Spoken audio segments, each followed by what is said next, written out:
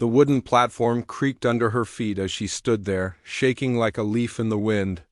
23 years old, and this was what her life had come to? Being sold like a piece of furniture at the monthly market in Pine Valley. Her name was Ilara, and she had never imagined she would end up here. The crowd below looked up at her with cold eyes, some laughing, others shaking their heads. She pulled her thin shawl tighter around her shoulders, trying to hide her fuller figure.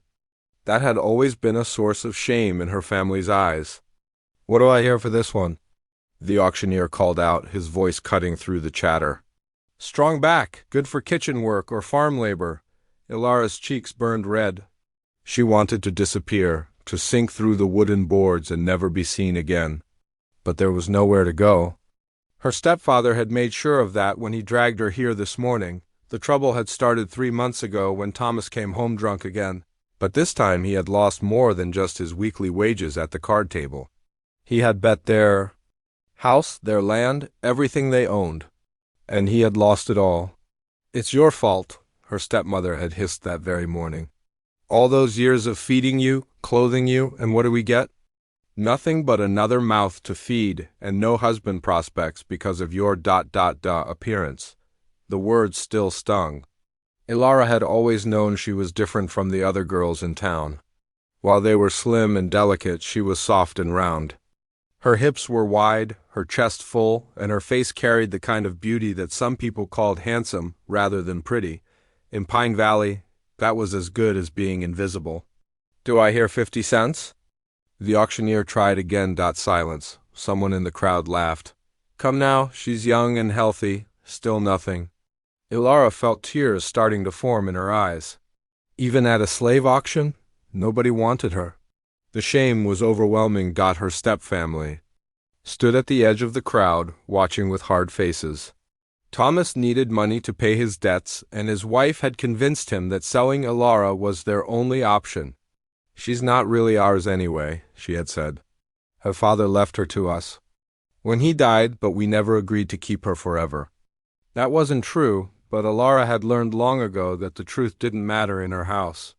What mattered was that she was a burden, an extra cost, a reminder of the brother Thomas had lost to fever 10 years ago. 25 cents?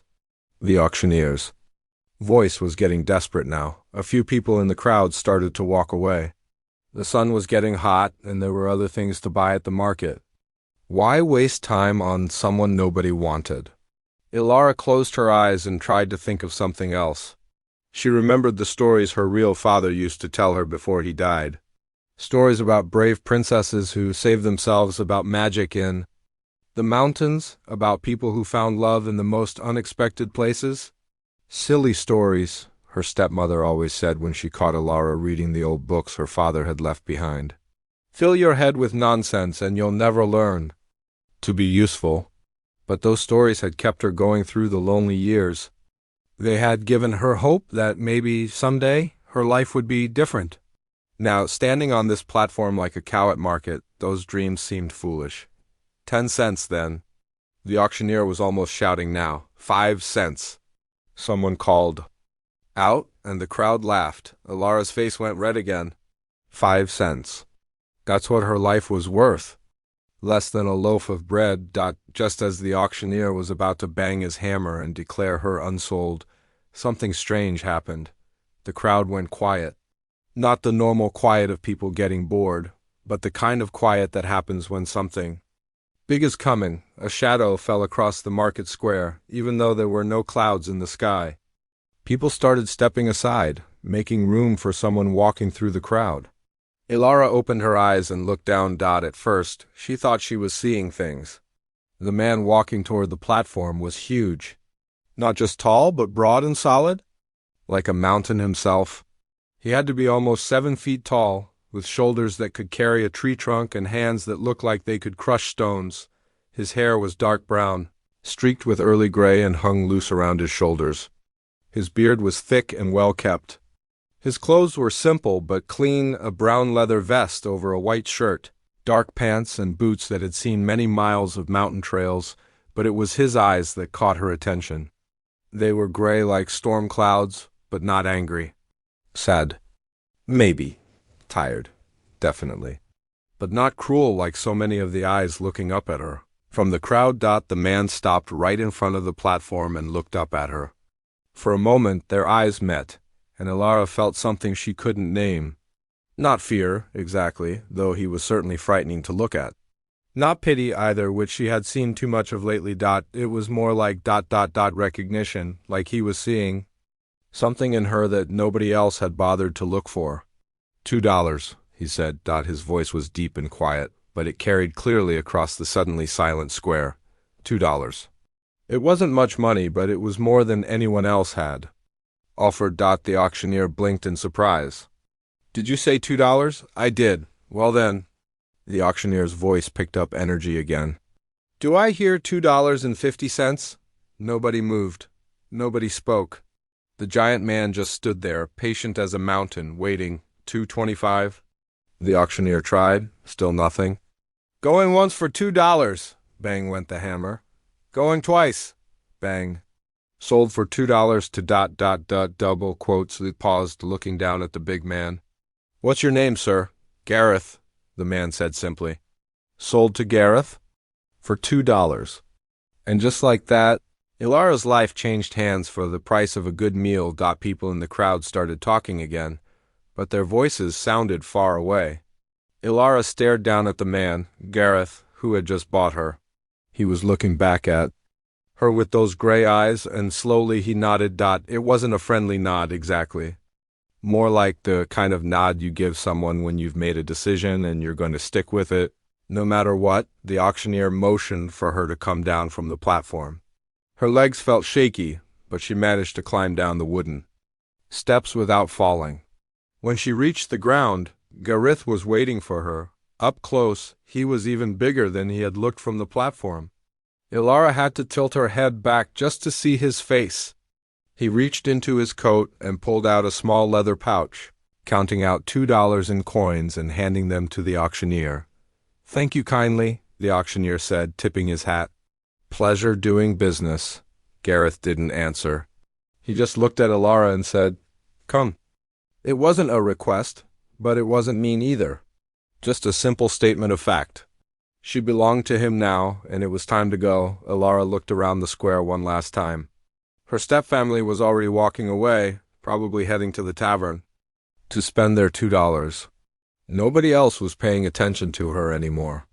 The auction was over, and she was just another piece of business finished for the day. She took a deep breath and followed Gareth through the crowd, whatever happened.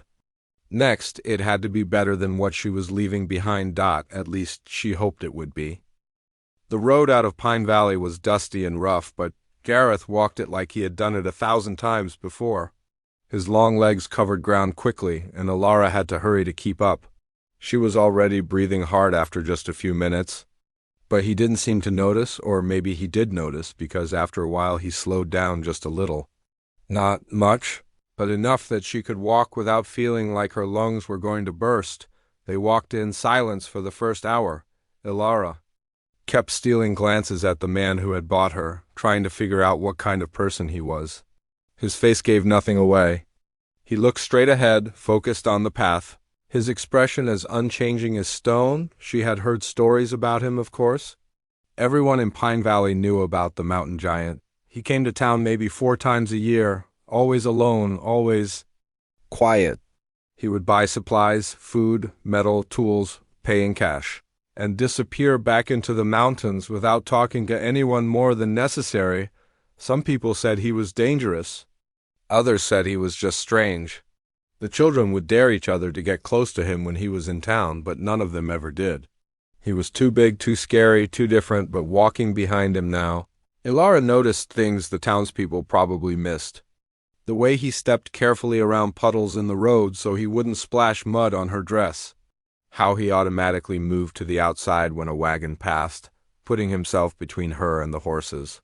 Small things, but they made her think that maybe the stories about him weren't completely true. The road started climbing after they left the valley, winding up into the foothills.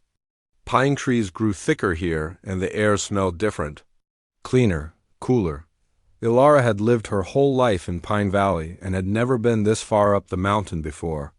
Are you tired? Gareth asked suddenly. It was the first thing he had said since they left town, and his voice startled her.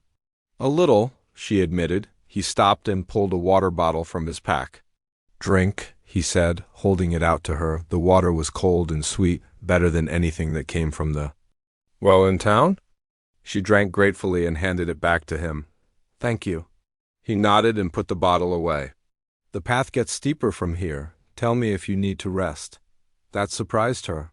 In her stepfamily's house, showing weakness had always been a mistake. If she was tired, they would call her lazy.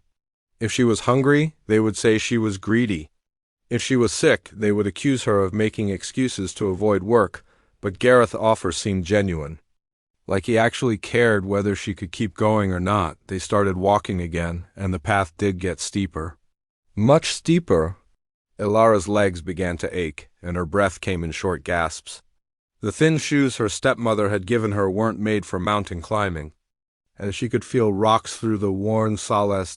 Just when she thought she might have to ask for another rest, Gareth stopped again. This time he was looking at her feet. Your shoes are no good for this, he said. Ilara looked down at her feet. Embarrassed. I'm sorry. These are all I have. Wait here. He walked off the path into the trees and came back a few minutes later with an armload of soft moss. Without saying anything, he knelt down in front of her. Lift your foot, he said. Ilara hesitated.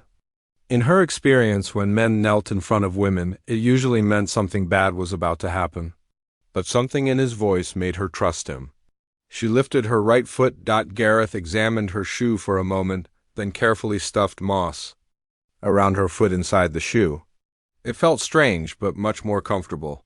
He did the same with her left foot, his big hands surprisingly gentle. Better? He asked, standing up. She took a few steps. The moss cushioned her feet and made the rocks less painful. Much better, thank you. Again that small nod. Like helping her was just something that needed to be done, not a big favor that deserved thanks. They kept climbing. The trees grew taller, and the air grew thinner. Ilara had never been this high up before, and the view when they stopped for another water break took her breath away. She could see all of Pine Valley spread out below them, looking tiny and distant. It's beautiful, she said without thinking. Yes, Gareth agreed, it is. She looked at him, surprised to hear something like warmth in his voice.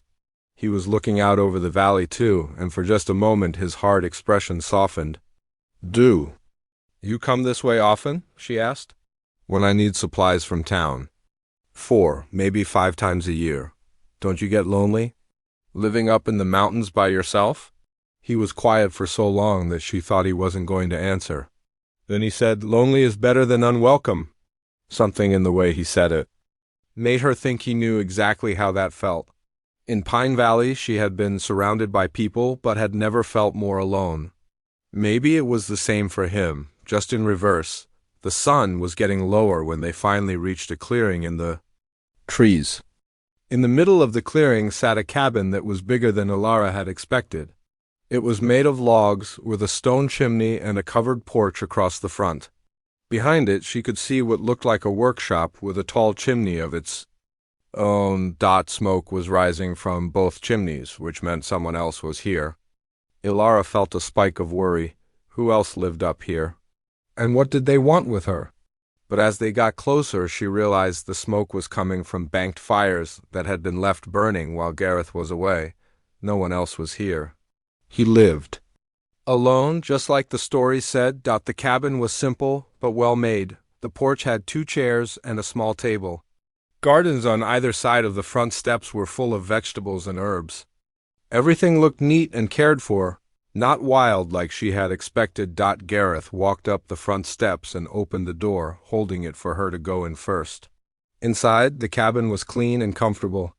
There was a main room with a stone fireplace, a kitchen area with a hand pump for water, and 2 doors that probably led to bedrooms. The furniture was all handmade but skillfully done.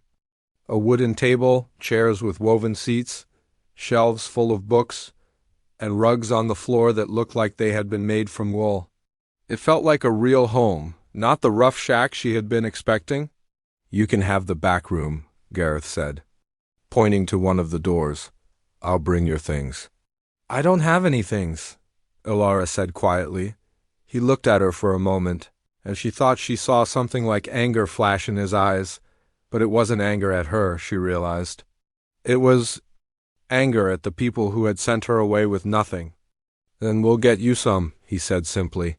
He showed her to the back room, which had a bed with a real mattress, a washstand with a mirror, and a chest for clothes. The window looked out over more mountains, row after row of them stretching into the distance. Are you hungry? He asked. She was starving. She hadn't eaten since early morning, and the climb had used up what little energy she had left. But she was afraid to say so. What if he didn't have enough food? What if he expected her to cook for him and she didn't do it right? Her stomach answered for her, rumbling loudly in the quiet room. I'll make supper, Gareth said, and there might have been the smallest hint of a smile at the corner of his mouth. He left her alone to wash up and look around her new room. Ilara sat on the bed and tried to make sense of what was happening. This wasn't what she had expected at all. She had thought he would put her to work immediately, or worse. Instead, he had given her a clean, comfortable room and was making her dinner. Maybe the mountain giant wasn't the monster people thought he was. Maybe, like her, he was just someone who didn't fit in with the rest of the world. From the kitchen came the sounds of cooking, pots clanking, water running, the sizzle of something in a pan. Good smells started drifting through the cabin. Real food, not the thin soups and stale bread she was used to for the first time in months. Ilara felt something she had almost forgotten. Hope. The first morning in the cabin, Ilara woke up confused. For a moment, she couldn't remember where she was. The bed was too soft, the room too quiet, the air too clean. Then it all came back to her. The auction, the giant man named Gareth, the long climb up the mountain. She had slept better than she had in years. No stepmother banging pots at dawn to wake her up. No Thomas stumbling around drunk in the next room. Just silence and the gentle sound of wind in the pine trees outside her. Window. Sunlight was streaming through the window, which meant she had slept late. Back home, that would have meant trouble. Her stepmother would have accused her of being lazy, would have given her extra work as punishment. Ilara got dressed quickly in the same clothes she had worn yesterday, the only clothes she had, and opened her bedroom door carefully. She could smell coffee and something cooking, which meant Gareth was already up. She found him in the kitchen, standing at the stove.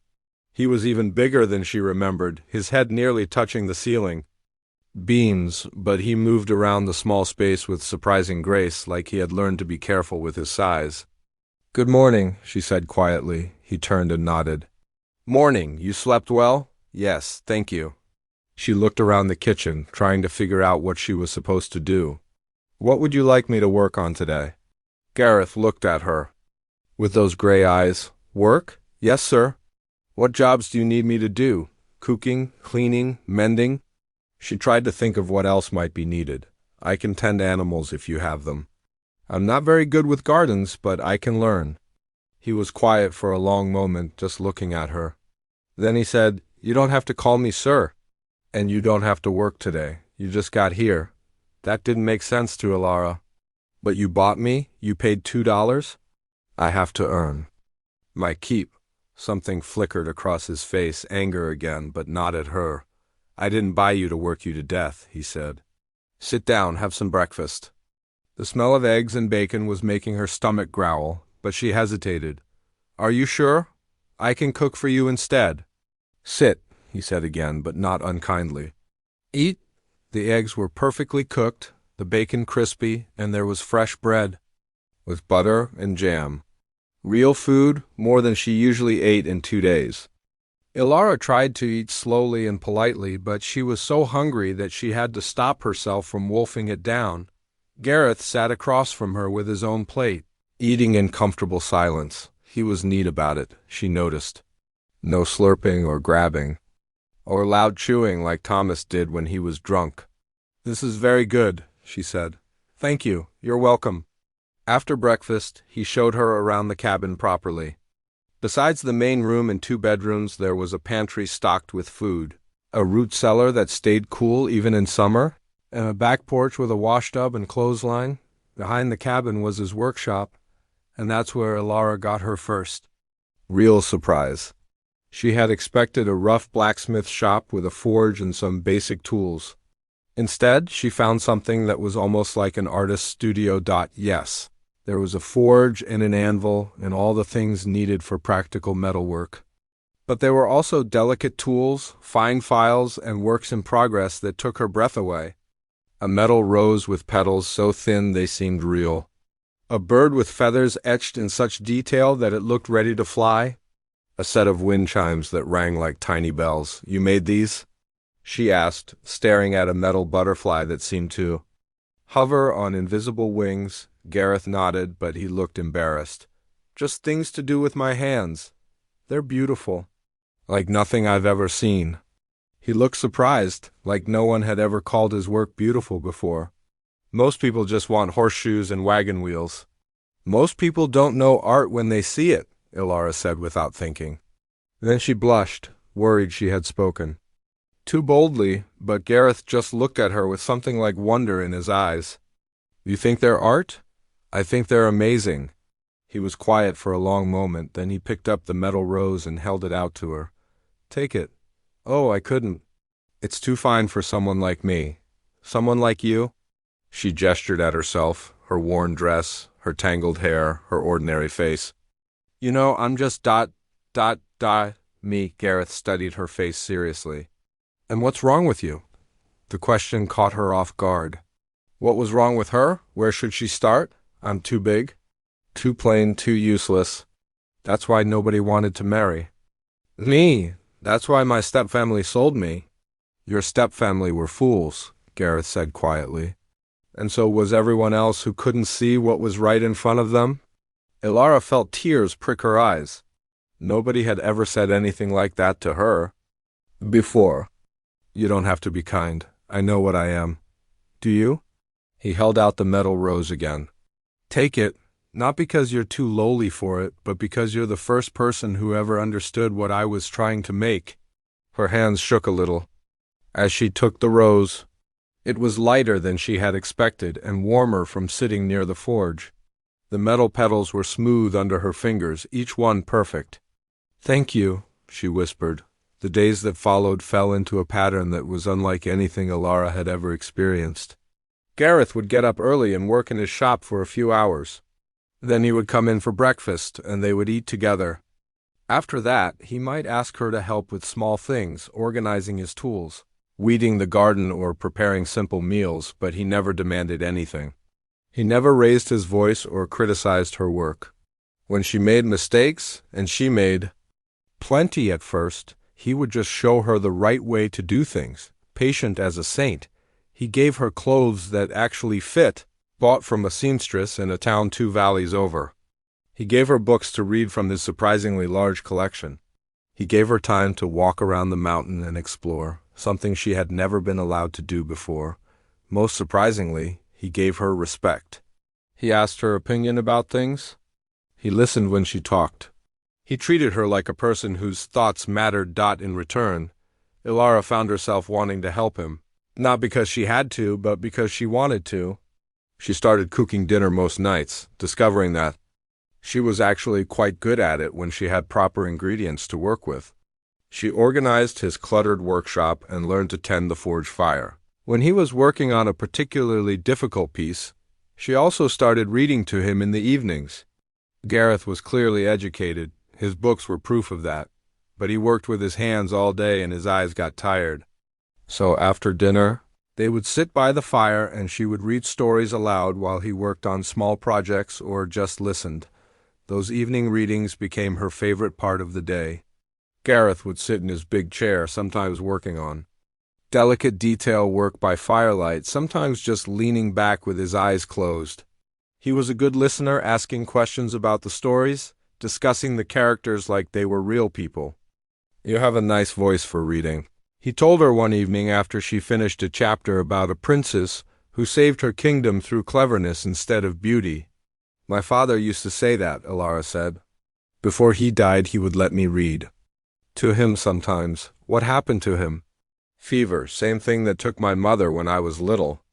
That's how I ended up with Thomas and his wife. Thomas was my father's brother, but he never really wanted me around. Gareth was quiet for a moment. I'm sorry. It's hard to lose family. Even harder to be stuck with family that doesn't want you.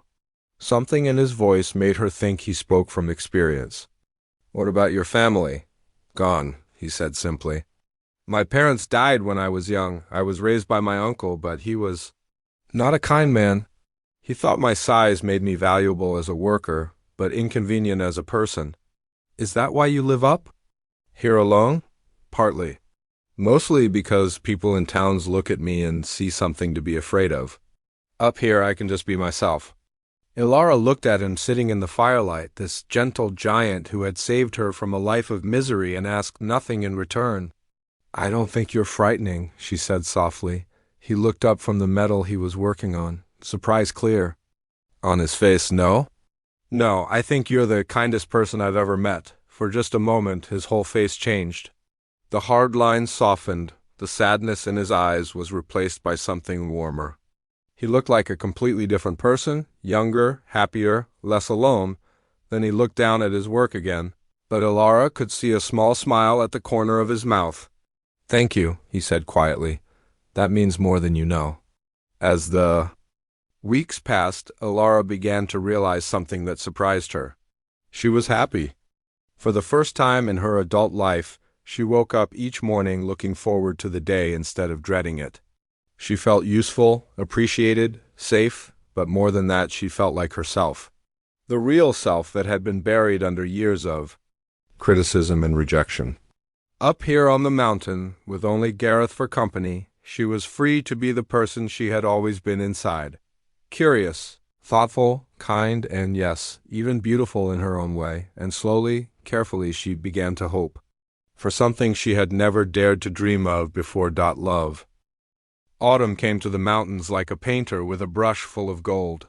The trees around Giraffe's cabin turned brilliant colors, yellow aspens that shimmered in the wind, red maples that glowed like fire, orange oaks that dropped their leaves.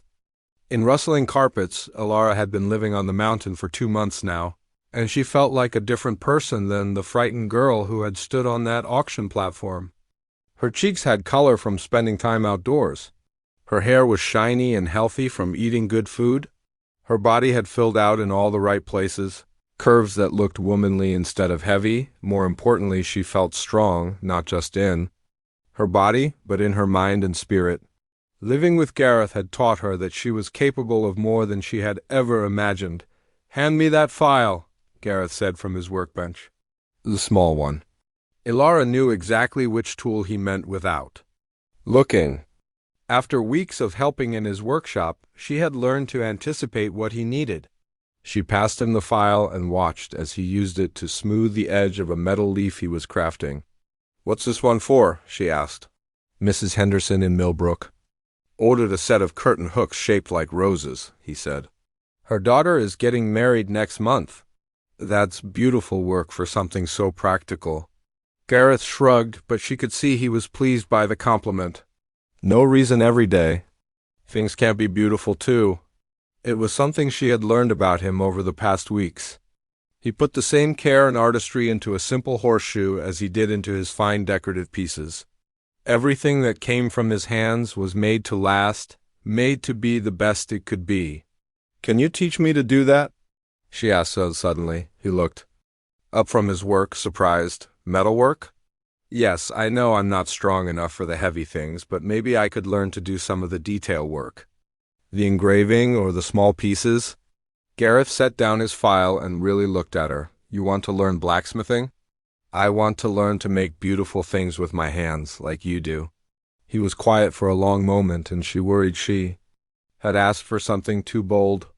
Women didn't usually do metalwork. It wasn't considered proper, but then he nodded slowly. We'll start with something simple, copper wire. It's soft enough for you to work with, but you can still make fine things from it. The first lesson was harder than Ilara had expected. Her hands, soft from years of indoor work, weren't used to gripping tools for long periods. The copper wire fought her attempts to bend it into the shape she wanted. But Gareth was patient. showing her again and again how to hold the pliers, how to twist the metal, how to join pieces together. Like this, he said, his large hands covering hers as he guided her movements. Feel how the metal wants to bend. Don't fight it, work with it. His hands were warm and calloused from years of work, but his touch was gentle. Standing so close, to him, Ilara could smell the forge smoke in his hair and the clean scent of soap on his skin. She found herself paying more attention to his nearness than to the lesson. "Are you listening?" he asked, and she realized she had been staring at his face instead of watching what he was doing with the wire. "Sorry," she said, blushing. "I was thinking about something else." He looked down at her, and for a moment their faces were very close. She could see flecks of green in his gray eyes, could count the small scars on his cheek from flying sparks. He was looking at her mouth, and she found herself looking at his dot. Then he stepped back quickly, clearing his throat. "Maybe that's enough for today. Did I do something wrong?" "No," he said, but he wasn't looking at her anymore. "You did fine. We'll try again tomorrow." That evening at dinner, things felt different between them. There was an awareness that hadn't been there before, a careful politeness that felt strange after weeks of easy companionship. When Ilara reached for the salt at the same time Gareth did, their fingers brushed and both of them pulled back like they had touched something hot. "I think I'll read outside tonight," Ilara said after they finished eating. "The weather's so nice." "Good idea," Gareth agreed too quickly. "I have some work to finish in the shop anyway." But later that night, when she was sitting on the front porch reading by lamplight, she saw him watching her through the workshop window. When their eyes met, he looked away and went back to his work. Something was changing between them, and they both knew it. The metalworking lessons continued, and slowly Ilara began to improve. Her first successful project was a simple bracelet made of twisted copper wire. It wasn't much to look at, but it was hers, the first beautiful thing she had ever made with her own hands. "It's perfect," Gareth said when she showed it to him. "It's crooked in 3 places and the clasp doesn't line up right." "It's perfect," he said again. And the way he looked at her made her heart skip dot. As her skills improved, so did their working relationship. Gareth began trusting her with more complicated tasks. She learned to tend the forge fire, keeping it at just the right temperature for different kinds of work. She learned to organize his tools so he could find what he needed quickly. She even learned to help with some of the heavier pieces, holding metal steady while he shaped it, but the best part was watching him work on his artistic pieces. She loved seeing the way his face changed when he was creating something beautiful. All the hardness and sadness fell away, replaced by a kind of joy that made him look years younger. "You should sell these in the city," she told him one day as she watched him put the finishing touches on a set of metal flowers that looked so real she expected them to have fragrance. "City people don't want handmade things," he said. "They want everything fast and cheap, not all of them. There are people who appreciate real craftsmanship, people who would pay good money for work like this." He looked skeptical. "How would you know about city people?" "I read about them in your books. The art books, the travel books. There are wealthy people who collect beautiful things. Your work is as good as anything in those books." Gareth was quiet for a moment, considering. "Even if that were true, I wouldn't know how to reach those kinds of people. But I might," Ilara said slowly as an idea began to form. "I could write letters, describe your work. Maybe we could send some small pieces to galleries or shops in the big cities." "We?" She blushed, realizing what she had said. "I mean, if you wanted help, if you thought it was a good idea, you would do that? Help me sell my work? Of course, we're—" She hesitated, not sure what word to use. "Partners? Friends? Something more? We're a team, aren't we?" The smile that spread across his face was like sunrise after a long night. "Yes," he said softly, "we are." That evening they sat together at the kitchen table making plans. Ilara had never felt so excited about anything in her life. She had ideas about how to present his work, which pieces would photograph well for letters, how to price things fairly but profitably. "You have a good head for business," Gareth said as he watched her scribble notes and sketches. "Do I? I've never had a chance to find out before." "Well, you do." Smart and practical, but with an eye for beauty too. That's a rare combination. The compliment made her glow with pride.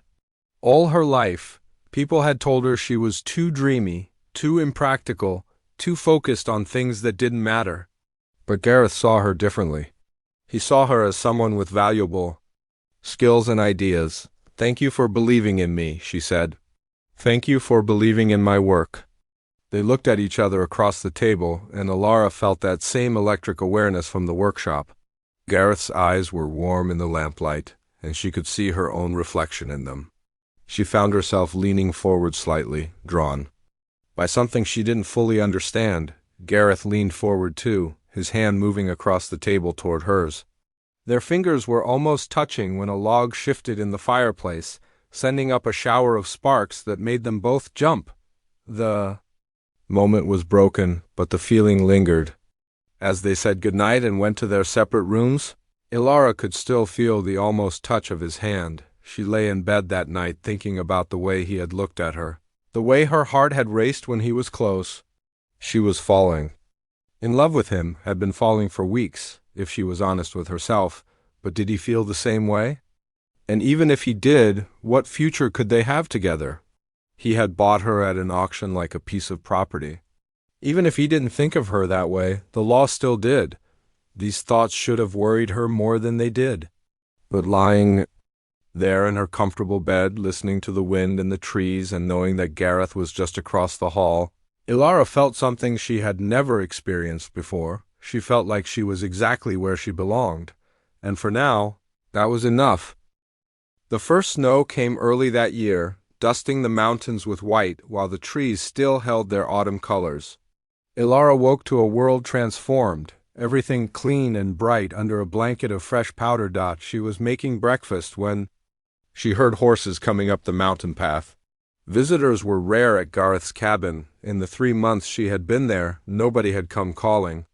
She looked out the window and saw 3 men on horseback picking their way carefully up the steep trail. "Gareth," she called toward the workshop, "someone's coming." He appeared in the doorway, wiping his hands on a leather apron. When he saw the riders, his whole body went tense. "Go inside," he said quietly. "Stay in the cabin until they leave." "Who are they?" "Trouble." The tone of his voice made her obey without question. She went into the cabin, but stayed near the window where she could see and hear what was happening. The 3 men rode into the clearing and dismounted. They were dressed like townspeople, but they carried themselves like soldiers.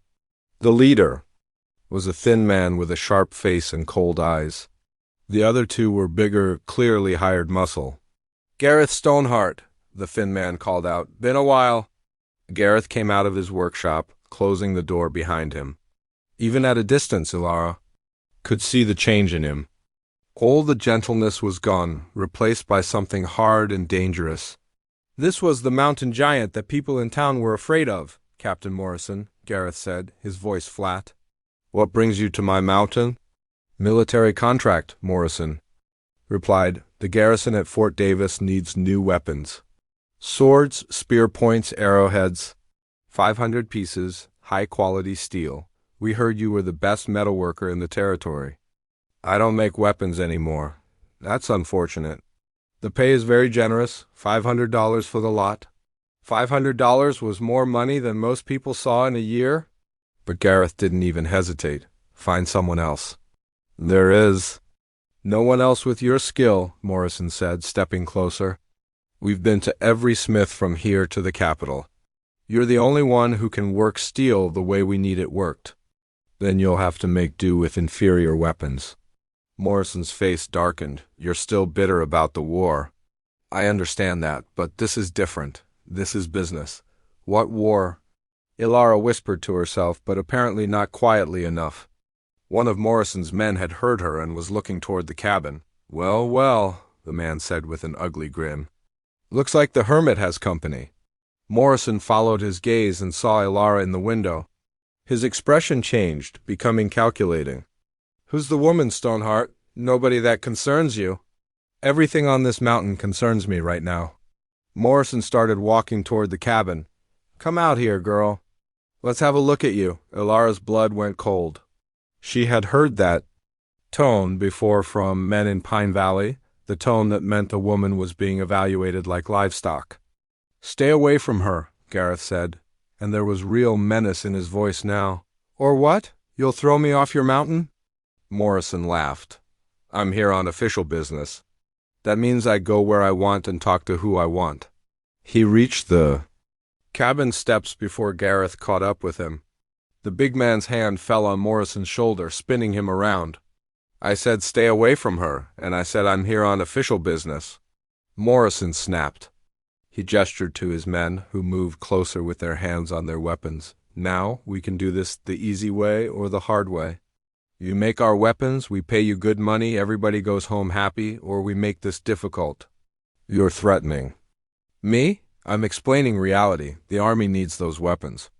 If you won't make them willingly, we'll find other ways to persuade you." Gareth's hands clenched into fists.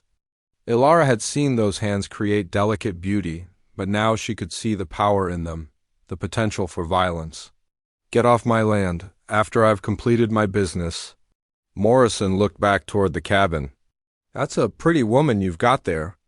Be ashamed if something happened to her while we were trying to convince you to be reasonable." That was the wrong thing to say. Gareth moved faster than Ilara would have thought possible for such a big man. One moment Morrison was standing on the steps making threats. The next he was flying through the air to land hard in the snow 10 feet away. The other two men drew their weapons, but Gareth was already moving toward them. He grabbed the first man's sword arm and twisted until the man screamed and dropped his blade. The second man tried to circle around behind him, but Gareth spun and backhanded him across the face with enough force to drop him like a stone dotted. It was over in seconds. 3 armed men, trained soldiers, defeated by one angry blacksmith. Morrison struggled to his feet, blood running from his nose. "You've made a mistake, Stoneheart, a big one. My only mistake was not throwing you off my mountain the moment you arrived. This isn't over. The army wants those weapons, and they'll get them one way or another. If I see you on my land again, I'll kill you," Gareth said simply. "That's not a threat. It's a promise." Morrison and his men retreated to their horses, muttering curses and threats. But they rode away, and that was what mattered. Ilara waited until they were out of sight before coming outside. Gareth was standing in the snow where the fight had happened, his shoulders tense, his hands still clenched. "Are you hurt?" she asked. No, he didn't look at her. "I'm sorry you had to see that." "I'm not. I'm glad you're strong enough to protect." "You both." He finally turned to look at her, and she was shocked by the pain in his eyes. "You don't understand. This is what I am. This is why I live alone on a mountain. Because when people push me, I push back and people get hurt." "Those men were threatening us. What were you supposed to do?" "I could have handled it differently. I could have stayed calm, found another way. They were talking about hurting me to force you to make weapons. There was no other way." Gareth shook his head and started walking toward the workshop. "You don't know what you're talking about. Then tell me." Ilara called after him. "What war was he talking about? What happened between you and Morrison?" He stopped walking but didn't turn around. For a long moment the only sound was the wind in the trees. "I was a soldier," he said finally. "During the border wars 5 years ago, Morrison was my captain, and I was good at it." "Too good?" He turned around slowly, and the look on his face was haunted. "They called me the Iron Hammer. I could break enemy lines single-handed. I won battles that should have been lost. That sounds like something to be proud of, does it?" His laugh was bitter. "Do you know what happens when you win battles by being a monster?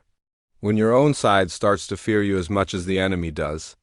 Ilara walked closer to him, her heart breaking at the anguish in his voice.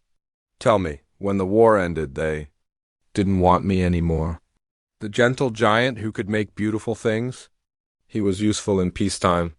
But the killer who could destroy armies? He was a reminder of things people wanted to forget. So you came here, so I came here. And I swore I would never pick up a weapon again. Never use my strength to hurt anyone." Again, he looked down at his hands. "But then Morrison shows up and threatens you, and in 5 seconds, I'm that monster again." You're not a monster, Ilara said firmly. You're a good man who was put in an impossible situation. Am I? Morrison was right about one thing. I am bitter about the war, about being used and then discarded, about being told I was a hero one day and a threat the next. Ilara reached out and took one of his big hands in both of hers. It was shaking. Slightly. Listen to me. I've lived with real monsters. I know what they look like, how they act. You are nothing like them. You don't know. I know that you saved me from a life of misery and asked nothing in return. I know that you're patient and kind and gentle. I know that you only use violence today to protect me. She looked up into his eyes. I know that I trust you completely, and I'm not wrong about people. Some of the tension went out of his shoulders. You're not afraid of me? I'm afraid for you. I'm afraid that Morrison will come back with more men, but afraid of you? Never. He stared down at their joined hands for a long moment. I don't deserve your faith in me. That's not your choice to make, Ilara said softly. It's mine. And I choose to have faith in the man who makes beautiful things and reads stories by the fire and taught me that I was worth more than $2. When he looked up at her, there were tears in his eyes. I don't know how to be anything other than what I am, than be what you are. But be it here, with me. Don't let Morrison and his threats drive you back into hiding from yourself. And if he comes back, if he brings more soldiers, then we'll deal with it together, the way we deal with everything else. For the first time since the soldiers had ridden away, Gareth smiled. It was a small smile, uncertain but real. Together? Together, Ilara confirmed. We're a team, remember? He squeezed her hands gently. Yes, we are. That night, they sat closer together by the fire than they ever had before. Ilara read to him from a book of poetry, and Gareth worked on a small copper bracelet. His hand steady and sure again, the shadows of the past still lingered, and the threat of Morrison's return hung over them like a storm cloud. But they had faced the truth together and found their bond stronger than ever. Whatever came next, they would meet it side by side. Spring came to the mountains like a whispered promise, melting the snow one drop at a time. The days grew longer and warmer, and everywhere Ilara looked, new life was pushing up through the earth.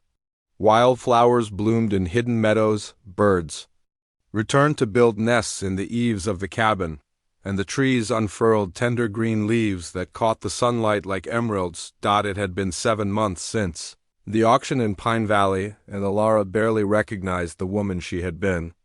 Then the frightened girl who had stood on that platform was gone, replaced by someone confident and capable. She had gained weight in all the right places, her curves now soft and womanly instead of thin and desperate. Her skin glowed with health. Her hair shone like spun gold, and her eyes sparkled with a happiness she had never known before. But the biggest change was inside her. She felt valuable, appreciated, loved, even if that love hadn't been spoken aloud yet. Hand me that chisel, Gareth said from his workbench. The narrow one. Ilara passed him the tool without looking, her attention focused on her own project. She was working on a set of copper wind chimes, each piece carefully shaped and tuned to create harmony when the mountain breeze caught them, her metalworking skills had improved dramatically over the winter months, and she took pride in the delicate work she could now accomplish. Those are beautiful, Gareth said, pausing in his own work to watch her. The mayor of Millbrook will be very pleased. Do you think so? I'm still not sure about the spacing. Trust yourself. Your eye for design is better than mine. The compliment made her smile. Gareth never offered false praise, so when he said something positive about her work, she knew he meant it. Over the winter they had successfully established a small but growing business selling their metalwork to customers in several nearby towns. Ilara handled the correspondence and business arrangements while Gareth focused on the craftsmanship, and together they were making more money than either had ever seen before, but more than that, they had become true partners in every sense. They worked together, planned together, dreamed together. The only thing missing was the words to acknowledge what was growing between them. I'm going to check the vegetable garden, Ilara said, setting down her tools. See how much damage the deer did last night? Outside, the spring air was soft and sweet with the scent of blooming fruit trees. The garden was showing the first green shoots of the vegetables they had planted together: tomatoes, beans, squash, herbs. The deer had nibbled some of the tender lettuce, but most of the plants were undamaged. Ilara was kneeling by the bean rows, checking for new growth when she heard footsteps behind her. She looked up to see Gareth approaching with 2 cups of coffee. "Thought you might want this," he said, offering her a cup. "Thank you." She accepted the coffee gratefully and sat back on her heels. "The beans are coming up nicely. We should have a good harvest this year. We should." He sat down on the ground beside her, something he wouldn't have done when she first arrived. Back then, he had always kept a careful distance, as if he was afraid his size might intimidate her. Now he was comfortable being close to her, and she loved it. They sat in companionable silence, drinking their coffee and watching the sunrise paint the mountains in shades of pink and gold. It was a perfect morning, peaceful and beautiful, and Ilara felt her heart swell with contentment. "I never thought I could be this happy," she said without thinking. "Neither did I," Gareth replied softly. She turned to look at him and found him already watching her. There was something in his eyes that made her breath catch, a warmth and tenderness that went beyond friendship. "Ilara," he said, his voice rough with emotion. "Yes, I need to tell you something." Her heart started beating faster. "What is it?" I. He seemed to struggle with the words. "I care about you more than I should. More than is probably wise." "Why isn't it wise?" "Because of how we met. Because of what people would say. Because you deserve better than a broken-down soldier living on a mountain." Ilara set down her coffee cup and turned to face him fully. "Don't you think I should decide what I deserve? You could have any man you wanted. Someone younger, handsomer, more respectable." "I don't want any other man," she said simply. "I want you." The words hung in the air between them, honest and brave. Gareth stared at her as if he couldn't believe what he had heard. "You do? I've wanted you for months. I've been falling in love with you a little more every day, hoping you might feel the same way." "You love me?" His voice was barely a whisper. "With all my heart." For a moment, he just looked at her with wonder in his eyes. Then slowly, carefully, he reached out and cupped her face in his hands. His touch was gentle, reverent, as if she was something precious and fragile. "I love you too," he said. "I've loved you since the day you called my metalwork art, maybe even since the day I first saw you on that platform, looking so brave even though you were terrified. Then why have we been dancing around this for so long?" "Because I was afraid. Afraid you only felt grateful, not love.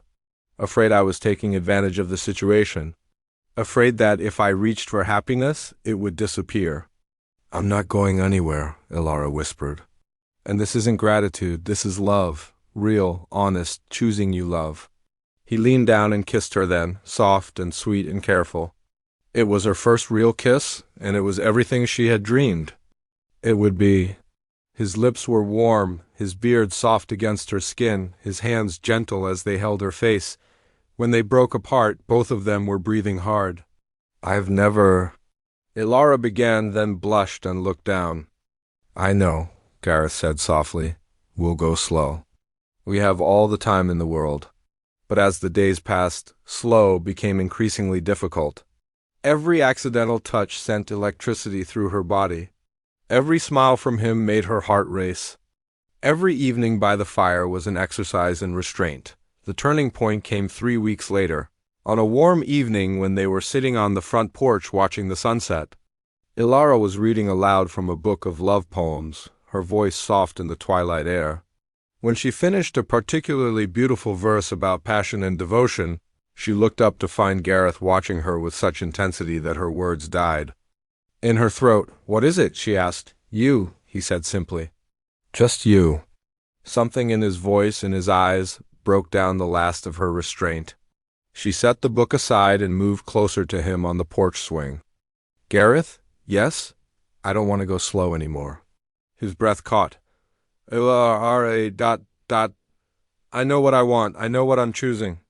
And I choose you, all of you, tonight. Are you sure?" Once we cross that line, there's no going back. I don't want to go back. I want to go forward with you.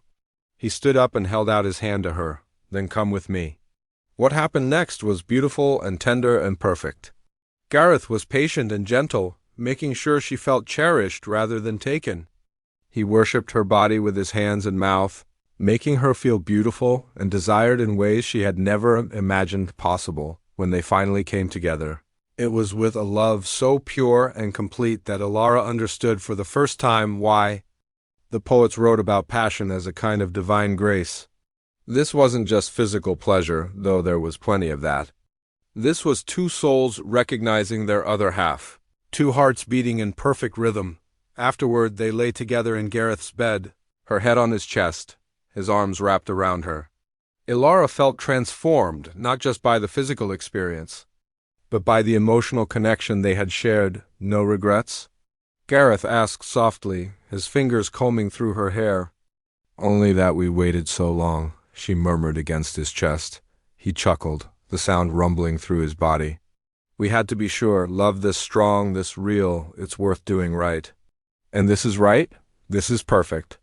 Outside their window, the night birds were singing love songs to the stars, and somewhere in the distance, a wolf howled at the moon.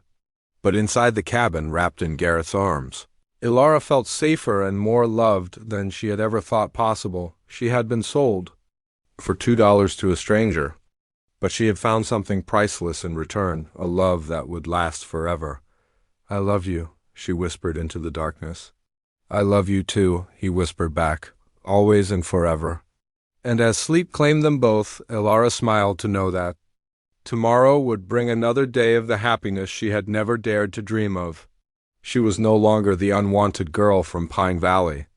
She was Gareth's beloved, his partner, his equal. She was home. The trouble came on a beautiful summer morning when Ilara was hanging laundry on the line behind the cabin. She was humming softly to herself, thinking about the wedding dress she was designing in her head. A simple but elegant gown for the ceremony she and Gareth had been planning for the fall. They had been living as husband and wife in every way that mattered for 3 months now, and Ilara had never been happier. The scared girl who had stood on the auction platform a year ago was gone completely, replaced by a confident woman who knew her own worth and wasn't afraid to claim it. The sound of horses coming up the mountain path made her look up from the clothesline. Her blood went cold when she saw the riders, not just her stepfamily, but also a man in official robes who could only be Judge Whitmore from the county seat. Gareth! She called toward the workshop, her voice sharp with alarm. He appeared immediately, took one look at the approaching party, and moved to stand beside her. Stay calm, he said quietly. Let me handle this. But Ilara's stepmother was already pointing at her and talking rapidly to the judge. There she is. That's the girl. You can see she's been living in sin with this man, just like we said. Thomas dismounted and swaggered forward, his face red with drink even though it wasn't yet noon. Well, well, look how fancy you've gotten, Ilara. New clothes, gained some weight. Must be nice living like a queen while honest folks struggle. What do you want, Thomas? Ilara asked, surprised by how steady her own voice sounded. What do I want? I want what's rightfully mine. You're still my ward girl, and I have rights. Judge Whitmore dismounted more slowly, his sharp eyes taking in the scene. He was a thin, severe man with the look of someone who enjoyed wielding power over others. Miss Blackwood, I presume? It's Miss Whitmore now, Ilara said firmly. She had taken her father's surname back when she started their business correspondence, no longer wanting any connection to Thomas's family name. Indeed. Well, Miss Whitmore, I am Judge Robert Hartwell, and I'm here on official business. There have been serious allegations made about your situation here. What kind of allegations? Her stepmother stepped forward, her voice dripping with false concern. We heard terrible rumors, dear, about you living unmarried with this ... person, about him forcing you to stay against your will. We came as soon as we could to rescue you from this awful situation. Ilara felt anger rise in her chest. I don't need rescuing. I'm exactly where I want to be. Are you? Judge Hartwell's voice was skeptical. Because according to the legal documents I've seen, you are an unmarried woman who was purchased at a labor auction. That makes you, legally speaking, an indentured servant, and indentured servants cannot consent to intimate arrangements with their masters. The words hit Alara like a physical blow. After everything she had learned about her own worth, after all the love and respect Gareth had shown her, these people still saw her as property. "I am not a servant," she said, her voice rising, "and Gareth is not my master. We are partners, in business and in life." "The law sees it differently," the judge replied coldly. "Mr. Stoneheart purchased you legally for the sum of $2. Until that debt is formally forgiven and you are granted your freedom, you remain bound to serve him. Any intimate relationship under those circumstances constitutes a serious crime." Gareth stepped forward, his face dark with anger. "I never treated her as a servant. From the first day, she was free to leave if she wanted to. But she didn't leave, did she? And you didn't formally grant her freedom. Which means, in the eyes of the law, you have been taking advantage of a woman who had no legal right to refuse you." "That's not true," Alara protested. "Everything that happened between us was my choice." "Choices made under duress are not legally valid," Judge Hartwell said with the cold satisfaction of a man who enjoyed crushing hope. "You were dependent on this man for food, shelter, and protection. Under those circumstances, you cannot be said to have freely consented to anything." Thomas stepped forward with a cruel grin. "Judge Hartwell has agreed to take custody of you, Alara. You'll come back to town where you belong, and this time we'll find you a proper husband. Someone respectable." "I won't go." Alara moved closer to Gareth, who put a protective arm around her shoulders. "I'm staying here." "You don't have a choice in the matter," the judge said. "The law is clear, Mr. Stoneheart. You will release this woman into my custody immediately, or face charges of kidnapping and assault." "She doesn't want to go," Gareth said, his voice dangerously quiet, "and I won't force her."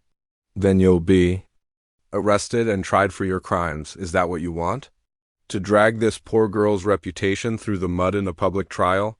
Alara felt Gareth's arm tighten around her, and she knew he was considering fighting them. She also knew that if he did, he would only prove their point about him being dangerous and unfit. "Wait," she said, stepping forward. "Judge Hartwell, you said the issue is that I'm legally bound to Gareth, correct? That I can't consent to our relationship because of my legal status?" "That is correct." "Then what if that legal relationship was dissolved? What if Gareth formally granted me my freedom, right here and now?" The judge looked annoyed. "It's not that simple. There are procedures, paperwork, but it can be done?" "Well, yes, but then do it." Alara turned to Gareth.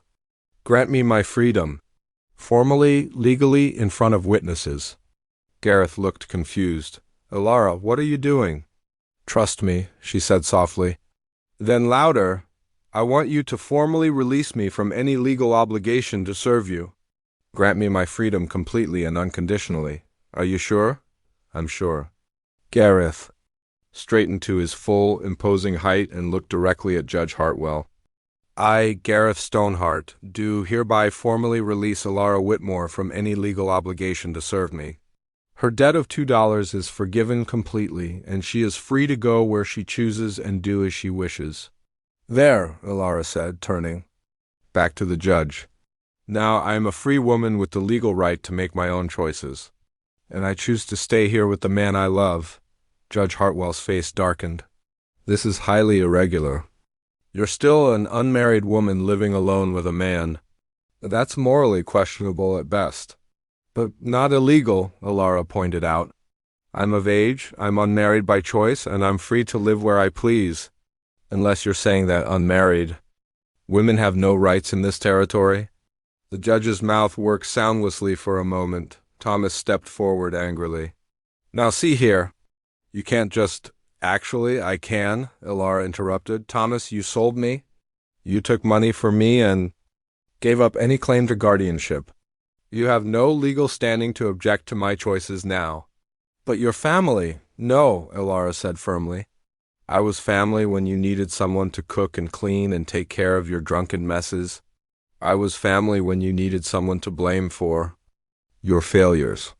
But when you needed money, I became property to be sold. You can't have it both ways. Her stepmother stepped forward with crocodile tears in her eyes. Ilara, dear, you're being manipulated. This man has filled your head with ideas. Come home with us and we'll find you a nice husband, someone appropriate. I have found someone appropriate, Ilara said. Someone who treats me with respect, who values my mind as well as my person, who has never once raised a hand to me or spoken to me with cruelty. Someone who loves me for exactly who I am. He's using you, is he? Then why did he just grant me my freedom when he could have kept me legally bound to him? Why has he taught me skills that make me valuable in my own right? Why has he encouraged me to start a business and make my own money? Judge Hartwell was looking increasingly uncomfortable. The legal situation was now clear. Ilara was free to make her own choices, and there was nothing they could do to force her to leave. This isn't over, Thomas said finally. People will talk. Your reputation will be ruined. My reputation with whom? Ilara asked. The people in Pine Valley who never cared about me anyway? The people who stood by and watched while I was sold like livestock? I don't care what they think. You'll change your mind, her stepmother said spitefully. When the novelty wears off and he gets tired of you, you'll come crawling back. But don't expect us to take you in. I won't be crawling back, Ilara said. With absolute certainty, I found my home and it's here. Judge Hartwell remounted his horse with obvious displeasure. This is highly irregular, but legally you're correct. Miss Whitmore is free to make her own choices, however unwise they might be. Then our business here is finished, Gareth said firmly, as the unwelcome visitors rode away, muttering threats and complaints. Ilara felt a weight lift from her shoulders. She had stood up to them, had claimed her right to choose her own life, and had won. That was brilliant, Gareth said, pulling her into his arms. The way you turned the law against them. I learned from the best, she said, smiling up at him. You taught me that I have value and rights. Now the law recognizes it too. Are you really free now, completely? As free as any woman can be in this world. Free to choose my own path, free to love whom I please, free to build a life with the man of my choice? And whom do you choose? You, she said without hesitation, always you. He kissed her then, deep and passionate, and Ilara knew that whatever challenges they might face in the future, they would face them together as equals. The wedding took place on a crisp October morning, exactly 18 months after Ilara had first climbed the mountain path as a frightened girl worth only $2. Now she stood in a meadow filled with golden autumn leaves, wearing a dress of cream-colored silk that she had designed and sewn herself, surrounded by people who had become her chosen family. The guests were an unusual group by most standards. There was Henrik the fur trader, a gentle giant like Gareth who had been cast out of polite society for his foreign accent and strange customs. There was old Martha, the herb woman who lived in a cabin even higher up the mountain and was whispered to be a witch by the townspeople below. There was young Billy, barely 16, who had run away from an abusive apprenticeship and found refuge in their growing community of misfits. There were others too. A dozen souls who had found their way to the mountains over the past year, drawn by stories of a place where outcasts were welcome and worth wasn't measured by conventional standards. Ilara and Gareth had become unofficial leaders of this small community, helping newcomers find places to settle, teaching them skills, and creating a network of mutual support. You look beautiful, whispered Clara, the seamstress who had fled to the mountains after her husband died and left her with debts she couldn't pay.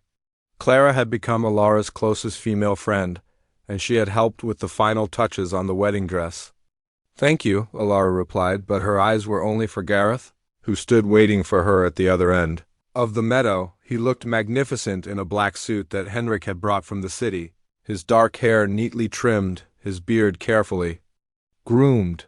But it was his eyes that took her breath away, gray as storm clouds, but warm with love and pride as he watched her approach.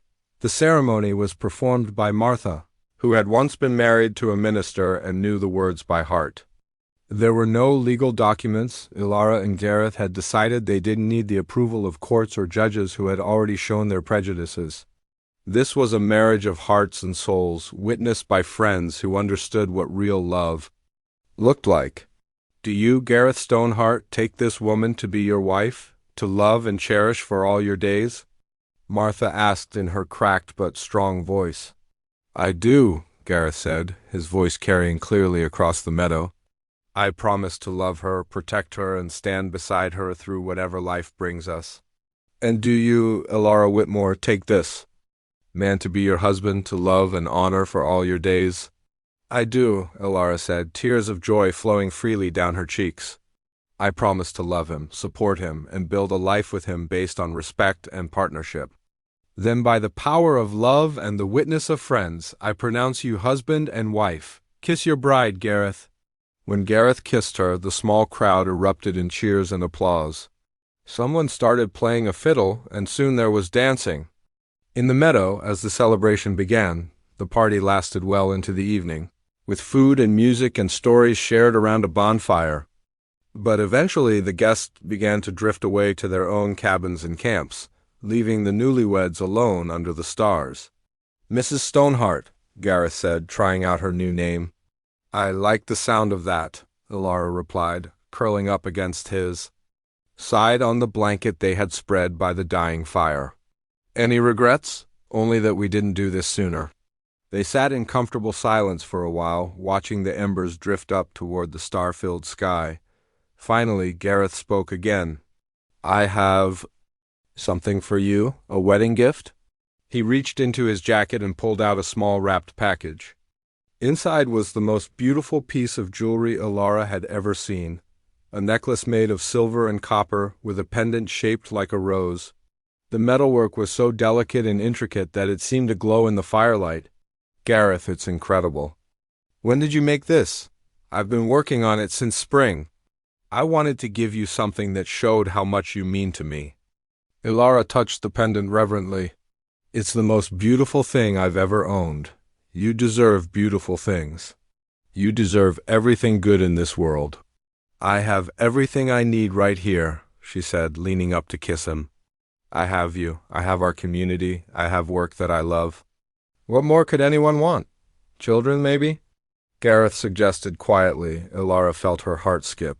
They had talked about children in general terms, but never as a real possibility. You want children? I want everything with you. A family, a future, a life full of love and laughter, he paused. But only if you want it too. I want it, she said without hesitation. I want to raise children here in the mountains, surrounded by people who will love them no matter what. I want to teach them that worth comes from inside, not from what others think of you. They'll be lucky children with you as their mother, and with you as their father. You'll teach them to create beautiful things with their hands and to stand up for what's right. As if summoned by their words about the future, a shooting star streaked across the sky above them. Ilara made a wish for long life, for happiness, for children who would grow up knowing they were loved and valued. 1 year later, that wish came true when their first child was born, a daughter with Gareth's gray eyes and Ilara's golden hair. They named her Hope because that's what their love story had been about from the beginning. Hope that life could be better, hope that love was real, hope that everyone deserved happiness regardless of their past. Hope was followed by 2 more children over the next few years, a son they named Justice and another daughter they called Grace. The children grew up running wild in the mountains, learning metalwork from their father and business skills from their mother.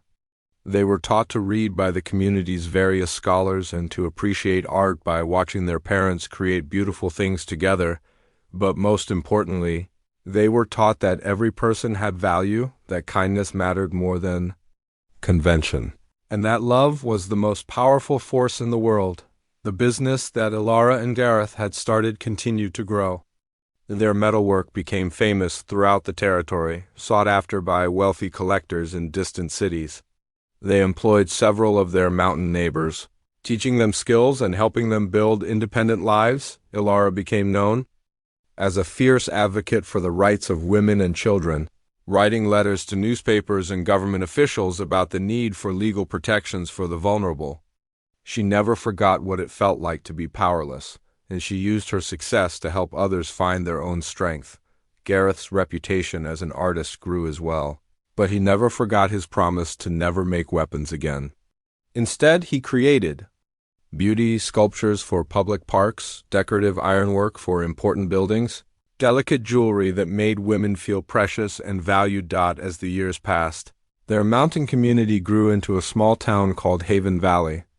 It became known as a place where anyone could start over, where outcasts and misfits were welcome, where worth was measured by character rather than circumstance. 20 years after their wedding, Ilara stood in the same meadow where they had been married, watching their youngest daughter Grace practice the wedding ceremony with her betrothed, a young man who had come to them as an orphan boy and grown into a kind, talented artist under Gareth's guidance.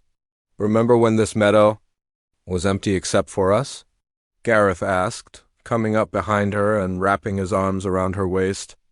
"I remember everything about that day," Ilara replied, leaning back against his solid warmth. "The way you looked at me when I walked toward you, the way your voice shook when you said your vows, the way I felt when Martha pronounced us married."